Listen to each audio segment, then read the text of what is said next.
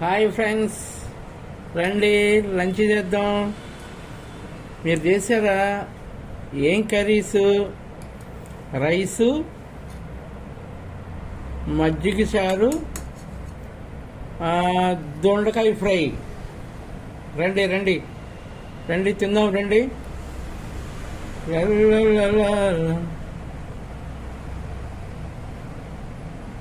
మీరు చేశారా?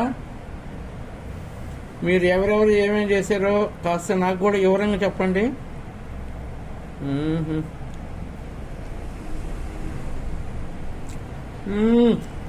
సూపర్గా ఉంది దొండకాయ ఫ్రై.